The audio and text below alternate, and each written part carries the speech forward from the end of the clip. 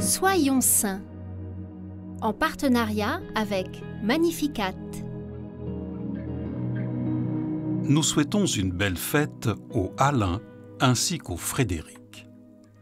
La vie de sœur Maria Eutimia était une chanson d'espoir au milieu de la guerre, dira un prêtre au sujet de notre héroïne du jour. Née en 1914, Emma Uffing est handicapée par un retard de croissance. Elle grandit dans une famille d'agriculteurs aimante et croyante d'Allemagne.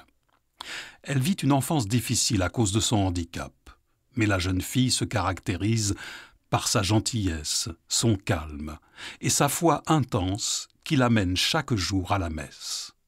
Malgré sa santé fragile, elle obtient l'autorisation d'entrer à 21 ans chez les Sœurs de la Miséricorde de Münster et prend le nom de Maria Eutimia.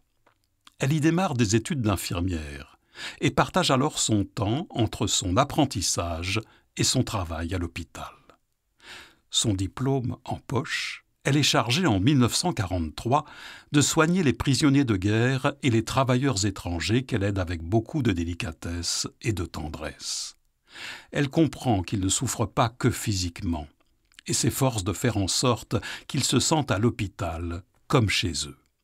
En effet, les prisonniers sont méprisés par beaucoup et vus comme des ennemis. Mais sœur Maria Eutimia ne voit en eux que des enfants de Dieu à soigner et aimer. Un jour, elle les voit faire les poubelles pour se nourrir.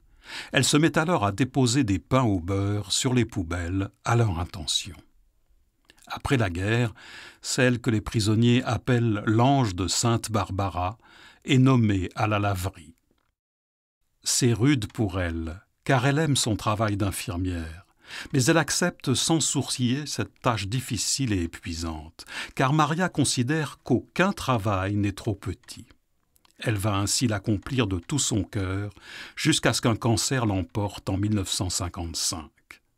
Seigneur Jésus, tu nous as dit « Heureux les artisans de paix ».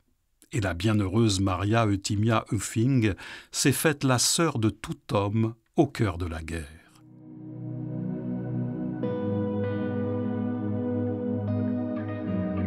Par son intercession, fais de nous des ouvriers de paix pour que le pardon jaillisse des conflits, même les plus durs.